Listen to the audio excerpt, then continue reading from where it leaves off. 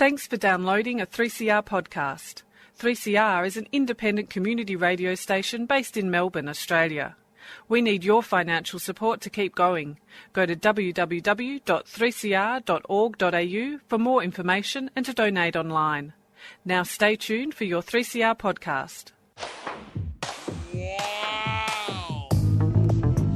But you also had people that were very fine people on both sides. And the aliens with mind meld and give them the technology. They're bad aliens. So are you surprised the Nazis were influenced by demons? No, if demons are real, I would definitely think they'd be on the side of the Nazis. Yeah. McDonald's is connected to the Clintons. They chop up the bodies and put them into the sausage and hamburgers. People are being cannibalized. Look it up. And I'm watching CNN talk about this as violent white nationalist protests. We have done everything in our power to keep this peaceful, you know? It's Pepe's become kind of a symbol.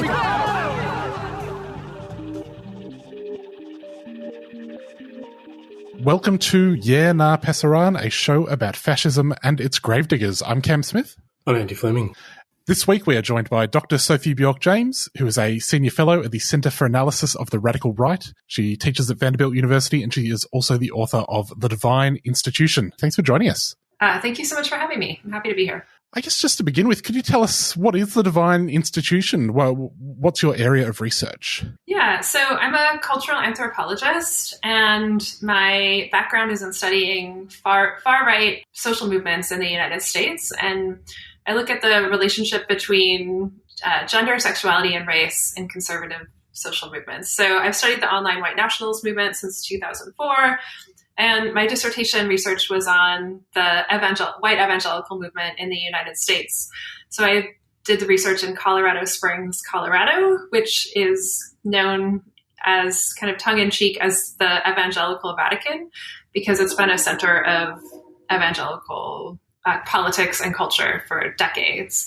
So as an anthropologist, I am an outsider. I'm not an evangelical. So I started attending church services and Bible study groups to try to understand evangelical politics. In the U.S., white evangelicals make up one of the largest voting blocs, the largest voting bloc. They represent about a quarter of the electorate and vote about 80% Republican. So I was interested in what created that political unity among a religious culture. And what I found is at the center of evangelical theology, everyday life, and politics is the patriarchal family, which I call the divine institution. So I found it really as this, something that people both try to live within, and create for themselves, but also as a symbol for politics, culture, society. It really is hard to overstate its role in white evangelicalism. And I saw it as,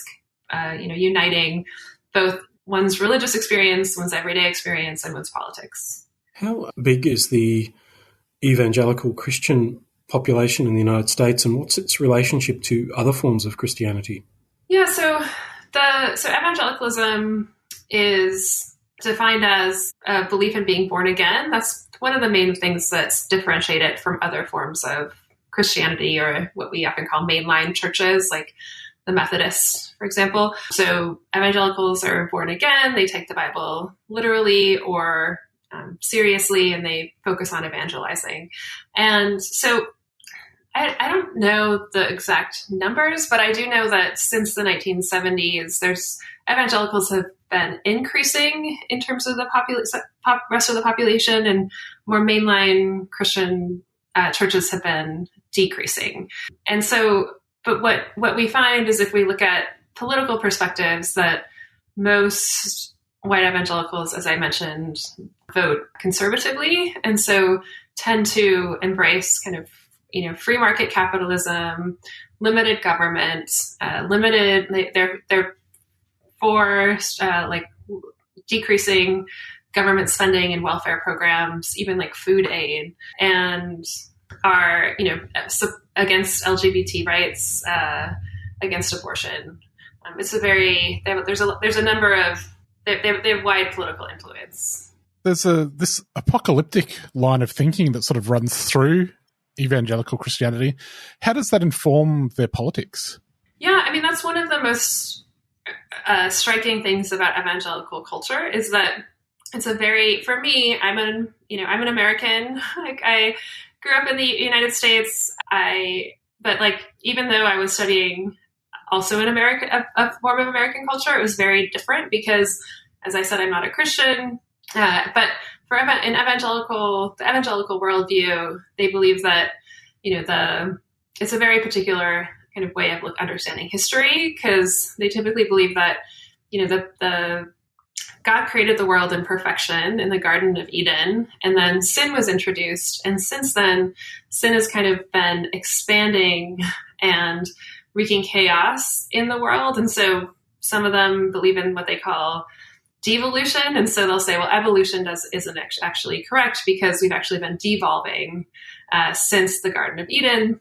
But just as there's been a long history of kind of struggles to define how the universe was created, right? With the beginning of time, with evangelicals being against the concept of evolution, they also have a very clear idea about the end of time. And so they believe that, at some point, there's, I'm kind of summarizing here, and there's, gradations and huge debates about how this will take out. But overall, evangelicals tend to believe that, Jesus at some point will return. Many white Americans believe in their lifetimes, and that when Jesus returns, the world will be destroyed. Those who are born again or saved, as they call themselves, will be whisked away to some distant heaven, and the earth will be destroyed.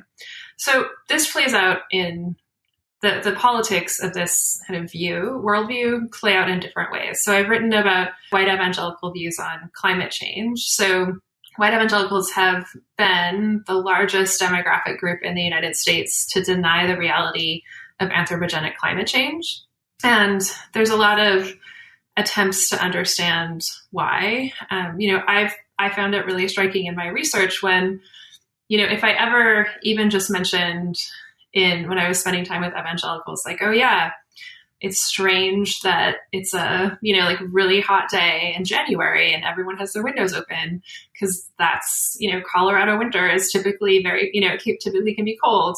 Even if I just mentioned changes in weather, I'd be met with silence, right? There's just a profound lack of interest in talking about climate change. I'm trying to think. The only times in my research when I heard people mention it were to either make fun of Al Gore, make comments like, oh yeah, how does Al Gore think now? In a day when it would be snowing, for example.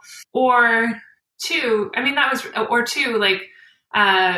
about how, the climate change isn't destroying the world. It's really sin that's destroying the world. And we're all going to go to this distant heaven when the time comes. And so what I found is that the evangelicals that really did care about climate change and did care about the environment and were trying to, not just recycle and, have electric cars, but also to advocate for policies addressing climate change, that those evangelicals also had a different view of the future. They believed, Jesus would return and everything would change, but that would happen here on earth.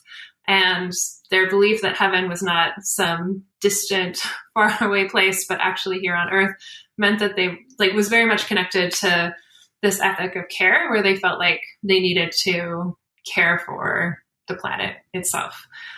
For me, I see this kind of the belief in what has been called lifeboat theology, that the earth is a sinking ship and it's, a place of sin, and we can, all be whisked away to some beautiful, distant heaven, as very much a product of both white supremacy and the settler state aspect of the United States, of kind of where European settlers came and, saw the wilderness as a place to be conquered, saw indigenous peoples as, not embracing correct morality or correct sexual practices, and that they needed to kind of slash and burn both the environment and the indigenous peoples here, as kind of the foundation of this current view that, the earth is something that is going to be destroyed and doesn't need to be protected. And it's just kind of a temporary holding space until, they can get to heaven.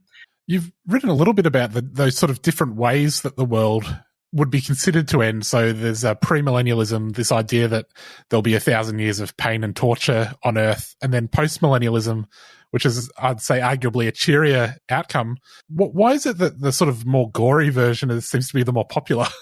Yeah, I mean, that's a great question, and I don't know. I mean, I read a paper that was comparing the most popular book in the racist right to the most popular book, set of novels in the religious right. And so it's the Left Behind series, one of the most popular book series. I think it oversold the Hunger Games. It's a very popular novel series that expresses this white evangelical worldview to the Turner Diaries, which was this novel published in the 1970s and kind of is seen as a blueprint for much of the racist right activism.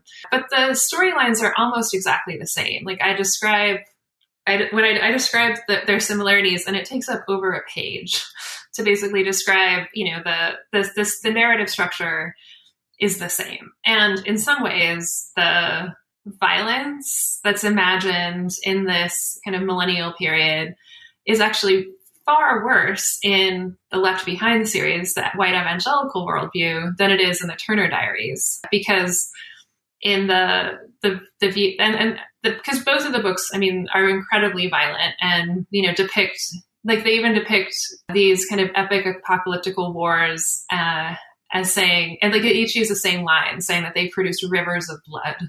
Right. And so I feel like it's just really profound that the, most popular novel in the racist right and the most popular set of novels in the religious right are so similar. And so I think that this definitely stems from the history of white supremacy in the United States. There's some probably similarities with other white settler states in terms of kind of violent origins of the country and how those continue to shape the way that the future is imagined.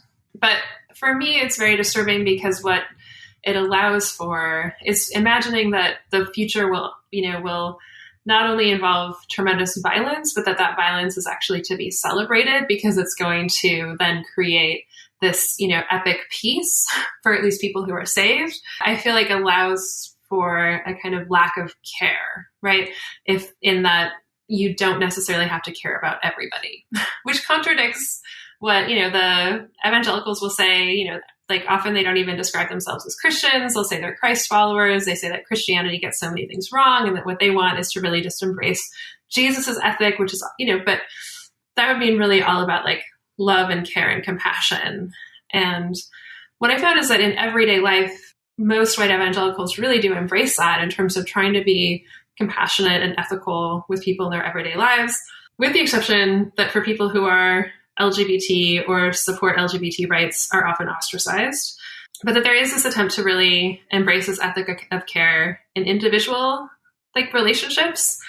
But that I think this kind of view that the future is going to involve epic violence where everyone who disagrees with them will be destroyed. And there may not, the main interpretation of that worldview in literature, really depicts gory violence and really celebrates that violence, can create this callous view in the present of people who deserve kind of moral compassion and care versus people who are out. And so it very much is connected to, can be in, support for imperialism, support for anti-Islamic racism, and other forms of disregard in our presence as well. You're listening to 3CR at 55 AM, 3cr.org.au and 3CR Digital on your DAB radio. We're currently talking to Dr. Sophie Bjork-James about white evangelicals.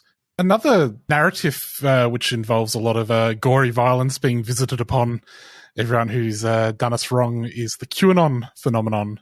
I was wondering, has QAnon had an impact within evangelical circles? It's undeniable. It's really had a pretty big impact. I mean, what I see QAnon as doing is there's been a lot of different, QAnon is probably the best example of this, but what's happened with social media and the right and the far right. And I'm just speaking about the United States, but I think there could be similarities in other parts of the world, is that, there used to be this division between people who were white conservatives and people who were white nationalists. So white nationalists, are people who, they won't say they're racist, because no one wants to say they're a racist right now, because it seems like it's a pejorative term in the contemporary US. But so no one says they're racist, but white nationalists will say, like whiteness is white people are important, and they'll explicitly talk about race and, embrace like explicit racism, versus white conservatives who may be implicitly racist, but want to see themselves as colorblind, right? And so that there is this division, kind of a barrier between people who are motivated explicitly by racism versus people who were probably implicitly motivated by racism, but wanted to see themselves as colorblind and not racist. And so what's happened with social media is it basically brought this giant megaphone to far right anti-democratic actors to reach an audience that was unfathomable even 10 years ago. Because what's happened now that everyone's on social media is that it's created this, giant public square that, savvy anti-democratic actors can then find like many different communities to spread their very radical ideas. And so they've been incredibly successful with that. So with QAnon, right, QAnon starts as some random person posting in, these, very, very kind of like influential but marginal online image boards, and an entire conspiracy forums around these, very, very enigmatic posts that brings that, basically it when Trump was still president, brought together this very probably millennial old anti-Semitic conspiracy of blood libel and a global elite that, that hates children, and then frames Trump as the savior, right? And so what it allowed for when Trump was president is this conspiracy that basically viewed Trump as this secret genius who had a plan to overthrow this evil global cabal, and that no matter what happened, they could frame Trump as the hero, right? So Q pretty much stops posting after the election, after Trump loses the election, but it has morphed. And what I think it functions as today, but also this started under Trump, is to really bring various aspects of the right. So both the traditional conservative right, along with the racist right together, so that now most of the right sounds very similar, right? Like many people who are would not even consider themselves to be political. They consider themselves to be conservative Christians, will espouse QAnon talking points, which sound the exact same as talking points that white nationalists will use. And so I think QAnon, what it does is it creates this moral recasting of reality, right? Where there's, the people who follow Q are the heroes, everyone else is a villain, and it really is challenging democratic values. And I think it's part of a broad series of changes that I think are leading to more of an embrace of violence on the right, which I think is very dangerous. In reference to colorblindness and white supremacy in the context of Christianity in the United States, what have you found to be the chief difficulties in addressing the question of white religion? Well, they are numerous. So I think, there's two parts to that. On the one hand, whiteness in the United States has often not been associated with race, but with just the norm, right? And so white culture has not, until recently, it's starting to be pointed out as about a product of a racial experience in relation to a history of racism. But it's functioned historically as a privileged category to be able to just be the norm, just to be how things, maybe are normally or how things ought to be. And so many white people don't have to recognize that, right? Recognize that they are not just normal, right? But actually privileged by this broader racial system that has shaped the United States since its inception. And so, in terms of, that's a huge barrier, both in terms of for white Christians to understand, because they want to respond, this isn't about race, this is just about, the way Christianity ought to be believed. And they want to say that, there's a whole, I was so surprised in my research in Colorado, where so many, there's despite the fact that the Bibles that people were reading had gone through multiple language translations, right, that people would believe that the Bibles that they held in their hands, written in contemporary English, they would kind of forget the complexity of the translations that had gone on between Jesus's time and today.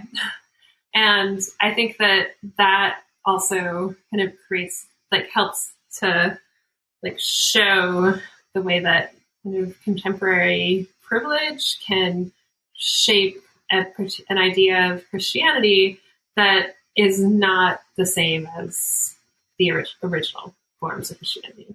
The other thing is that in white evangelicalism, they really celebrate the individual and individual relationships, and that becomes the most important thing. And really, what this worldview does is it makes structural relationships invisible, right? And so it's not, when they think of poverty, the solution to poverty is that they will say, individuals don't have good family values, and they'll say, poor people just, there's not enough fathers in the home, and there's not enough legal marriage, and so the kids don't grow up to have good values, and then they can't make money. And so the solution to poverty, is in helping poor people develop better family values. That's the solution, right? It's becomes all about the individual and relationships. And so, they would see the best solution would be for middle-class Christians to go and befriend, low-income Christians or homeless, houseless Christians or houseless people and try to teach them, right? Versus understanding poverty as a structure, as a system, as related to policies that make it so that certain people just don't make enough or can't make enough to actually, survive comfortably in society. And so that also means that this kind of focus on individualism and individual relationships means it's very hard then to understand systemic racism and the way that it structures society. It's also a barrier to understanding the way climate change and the way that, our series of policies and consumption habits, are leading to climate chaos. That's a structure. You have to be able to understand and believe in structures to understand that concept. And so this version of white evangelical Christianity that, really sacralizes individualism is a huge barrier towards understanding its relationship to race and racism and many other issues. One mechanism by which people might try and understand systemic racism is through the prism of critical race theory, which came in for a bit of a drubbing in the dying days of the Trump empire. And it's still a bit of a boogeyman, but perhaps less so now that people have pivoted to the right to take horse dewormer. I was wondering, though, do you think the attacks on critical race theory will make the sort of scholarship that you do more difficult? It makes things very complicated. So, I live in Tennessee. It's a very conservative state, and our state legislature voted in this past summer to make it illegal to teach critical race theory in public schools in the state. So they basically, the law says, it's being challenged.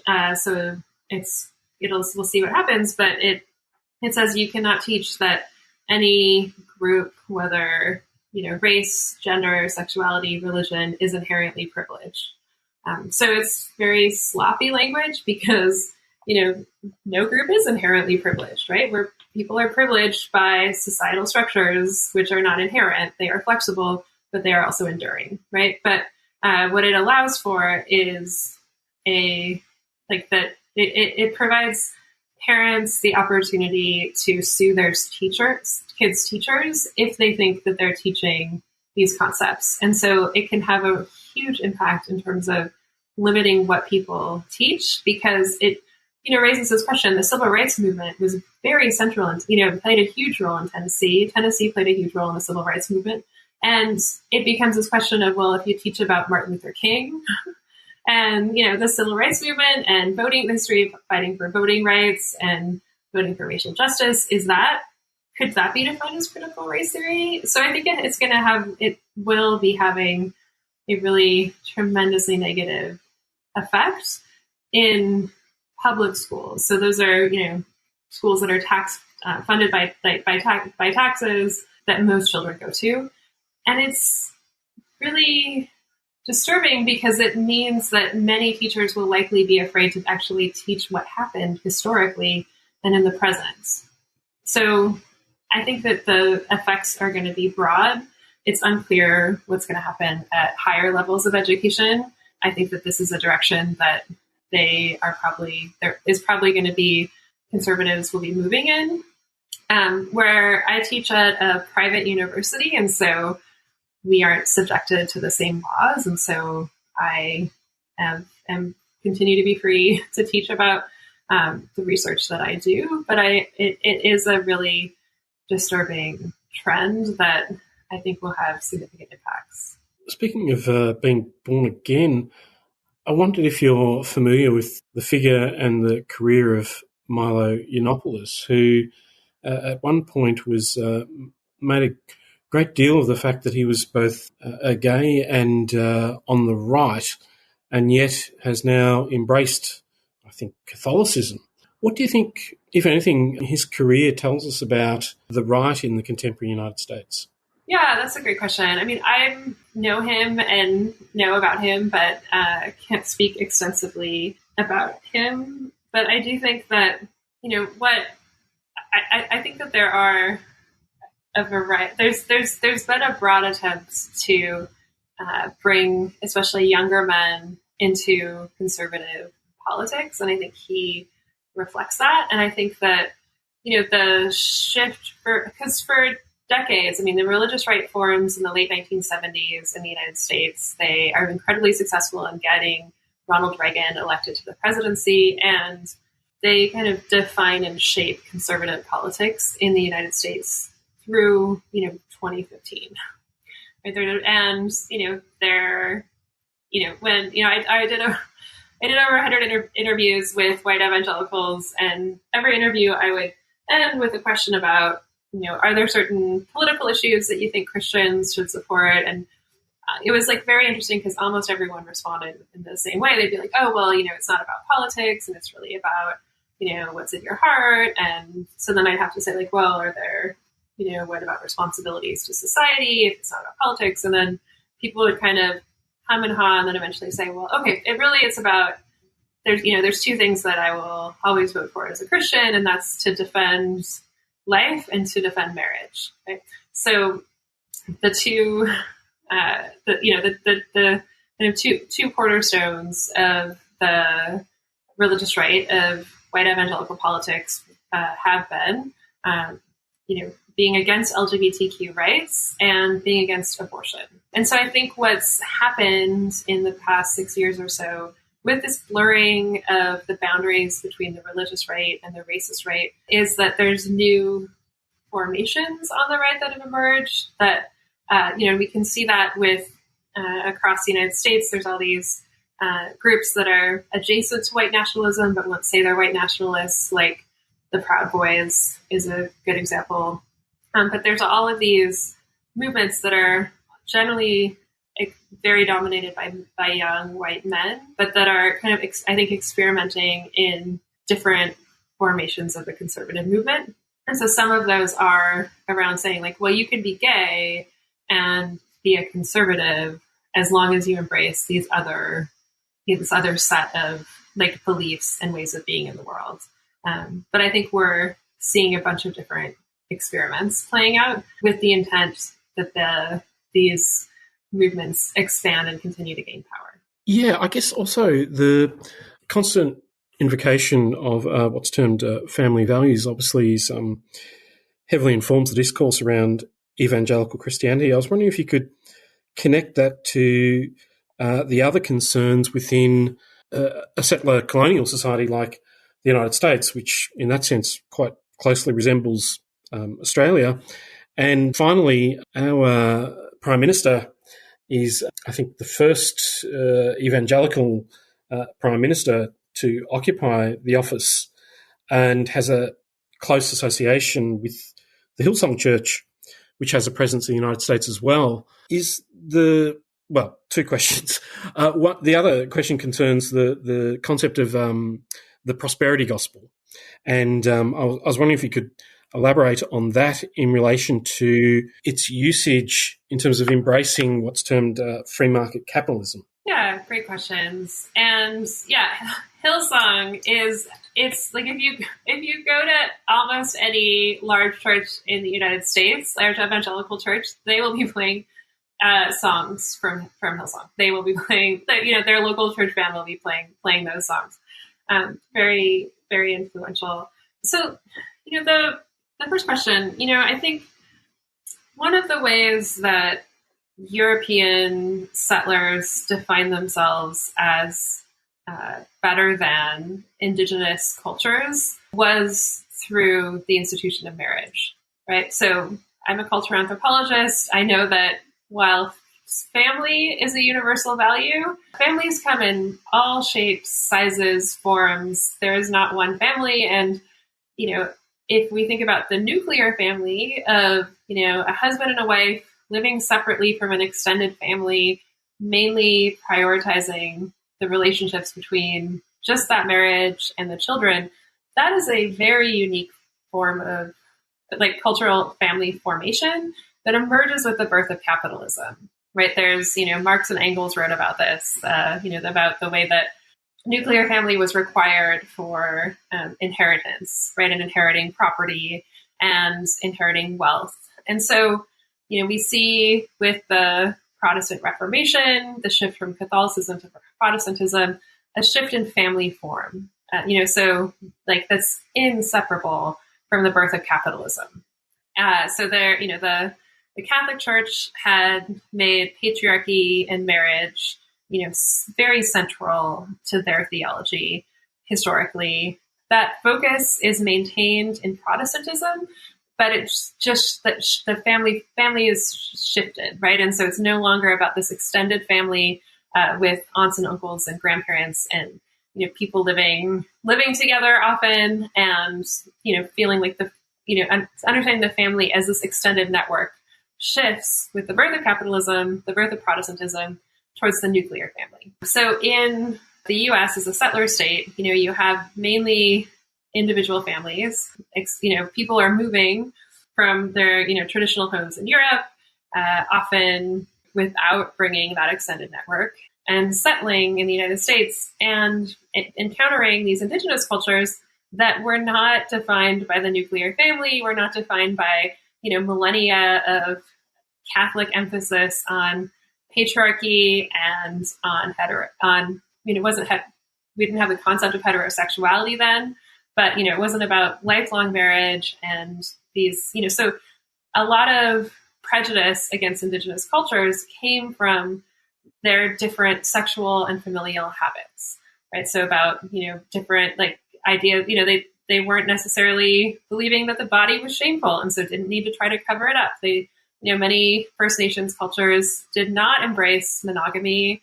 They did not, they saw childcare as collective. They didn't support patriarchy. And so the family was used as a way to both discriminate against indigenous cultures by saying that they were backwards. They didn't have they didn't know how to properly raise children. They didn't know how to, they had to be taught patriarchy.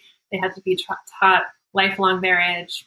And so, this kind of our contemporary politics of the family, which can, in the United States, which can often seem non-racial, right? The kind of opposition to same-sex marriage that continues to today, despite the fact that it's now legal for people to get married, despite the sex or gender identity of either partner, that there's still a huge opposition to that. But I think we can, trace this back to this very long history of seeing in European white Christian moral supremacy was about this embrace of the family, right? And using it, and throughout U.S. racial history, the white family has been used as a way to discriminate against other groups. So, against Native Americans for having different, embracing different familial and marital relations. The African Americans have been discriminated against for saying, for embracing different types of familial engagements that diverge from this, norm of the white patriarchal nuclear family. So I think it very much is a product of this history. And what it allows for today is by focusing on the individual patriarchal nuclear family, it allows for a way to say that, because what evangelicals will say is that that's the family in the Bible, despite the fact that it's actually not ever represented in the Bible. But they'll say that this is the biblical family, and what that does is it kind of cuts out history, right? It says this isn't about U.S. racial history. This is about this kind of trans-historical family formation that's biblical, that's normal, that shouldn't be contested. And it's also a way to kind of define that group, that family, and like people who embrace it as superior, right? So it's very much connected, I think, to this history, and it also helps to kind of erase that history at the same time. So the question about the prosperity gospel, so the churches that I studied they're not defined as about prosperity gospel. This trend that, where certain Christian churches will say, you just have to pray and give us money and then you'll get really wealthy, right? But what I did find really striking in my research, both in Colorado Springs and in attending religious right conferences, is that most evangelicals will believe that God can work through the markets, but he cannot work through the state. And so, there is this kind of famous African-American leader who speaks at a lot of religious right conferences, who identifies as someone who was formerly on welfare as a single mom, and then converted to Christianity, and now is this very successful speaker and political actor. And she has this quote saying it's God or government, one or the other. Right? And it's very broadly believed that the state cannot, that the state will block God. So you can't use even like food stamps or support for poor people to be able to buy houses. That's inhibiting them from having a relationship with God. But they also believe that God can work through finance, through the market, right? And so they can pray for more money, or they can pray for things to go well, financially for the church, etc. And so I found that really striking. But I think that it also goes to this history of, I think there's, this very foundational book by Weber about the Protestant ethic and the spirit of capitalism. And I think with evangelicals, they really emerge with, at the same time that this new economic worldview and set of policies emerges neoliberalism, and that they're very much tied together, that this kind of evangelical prioritization of the individual and individual families and relationships in the face of, the last 40 years in the United States, there's been a seismic shift in inequality, right? Where it used to be that, we were an unequal society, that, but that it's just profoundly different today in terms of the level of inequality that has emerged. And this is in everything from, the ratio of CEO pay to the average, wages that someone in that same company makes. It's astronomically different today. We are in a, very different economic order today with an incredibly shrunken middle class without a safety net. And that entire restructuring of the economy is really made invisible by evangelicals who will say, none of that matters. What matters is your individual relationships. And what that also says, if you're middle class and you're having a comfortable life, then you also get to say that, it's because you deserve that, as opposed to you're actually privileged by the system that has made it incredibly hard for many families to survive. I mean, in the United States, this is even before the pandemic, and I think it's worse now, but it's about 1 in 5 children will experience food insecurity. And the number of children that, are homeless or facing eviction or, are in unstable families because of economics is really astronomical.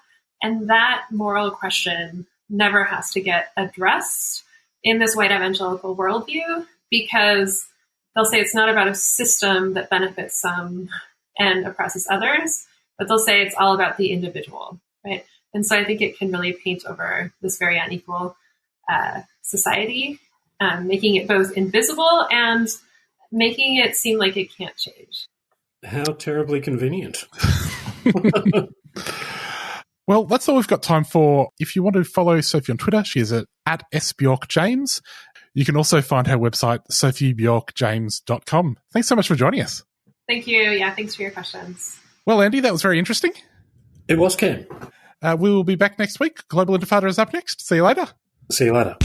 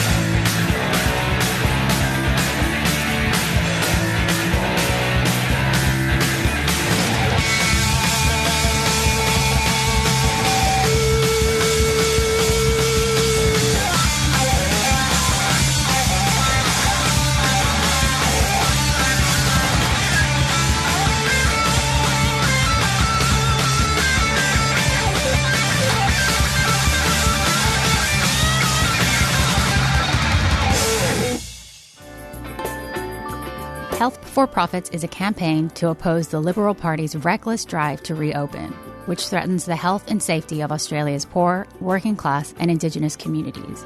We demand an immediate return to a zero-COVID elimination strategy before it's too late. Join us for online forums, activism and campaigns. To find out more, follow Health Before Profits Vic on Facebook, Twitter or Instagram. Health Before Profits is a 3CR supporter.